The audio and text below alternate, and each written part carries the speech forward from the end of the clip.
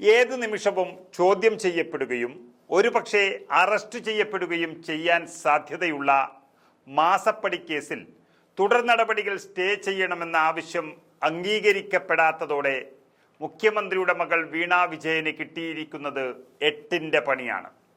ഇനി അന്വേഷണങ്ങൾ വീട്ടുമുറ്റത്ത് വരെ എത്താം. SFIO വീണ വിജയന്റെയും CMRLന്റെയും ആപ്പീസ് പൂട്ടിക്കും എന്നുറപ്പിക്കുന്ന കുറ്റപത്രം നൽകിയതോടെ അവർക്ക് പുറമെ ED എത്തുമെന്നും തൊട്ടു പിന്നാലെ CBIയും എല്ലാം എത്തുന്നതോടെ വീണ വിജയൻ അകത്താകുമെന്നും പിതാവിന്റെ ഭരണം സ്തംഭനത്തിലേക്ക് പോകുമെന്നുമൊക്കെ ഉറപ്പായൊരു സമയത്താണ് ദില്ലി ഹൈക്കോടതിയിൽ ഹർജി നൽകിയത്.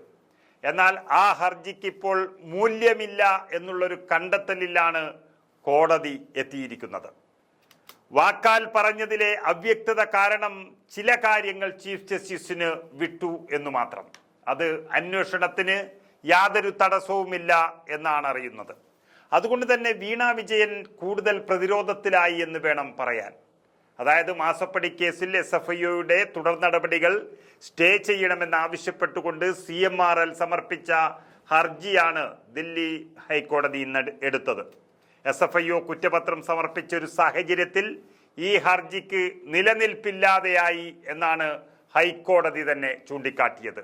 കുറ്റപത്രം നൽകില്ല എന്ന വാക്കാലുള്ള ഉറപ്പ് ജസ്റ്റിസ് സുബ്രഹ്മണ്യം പ്രസാദ് നൽകിയെന്നൊരു വാദം ഉയർന്ന സാഹചര്യത്തിൽ മാത്രം ആ കേസ് ചീഫ് ജസ്റ്റിസിന്റെ തീരുമാനത്തിന് വിട്ടു.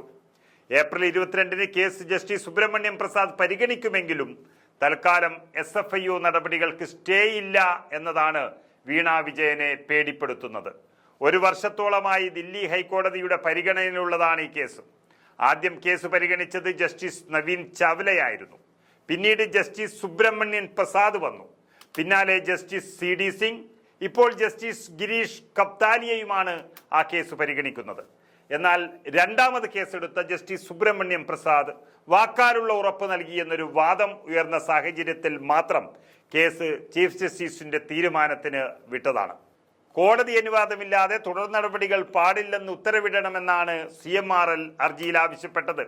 കോടതിയുടെ വാക്കാലുള്ള നിർദ്ദേശം മറികടന്ന അന്വേഷണ റിപ്പോർട്ടിന്റെ വിവരങ്ങൾ മാധ്യമങ്ങൾക്ക് നൽകിയ ഉദ്യോഗസ്ഥർക്കെതിരെ അന്വേഷണം വേണമെന്നും ഹർജി അടിയന്തരമായി പരിഗണിക്കണമെന്നുമാണ് അവരുടെ ആവശ്യം.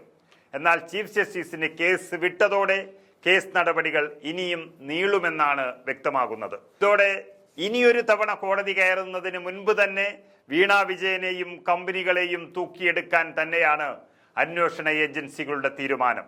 അത് വീണ വിജയന്റെയും മുഖ്യമന്ത്രിയുടെയും പതനം എന്ന് വ്യക്തമായി വരികയാണ്.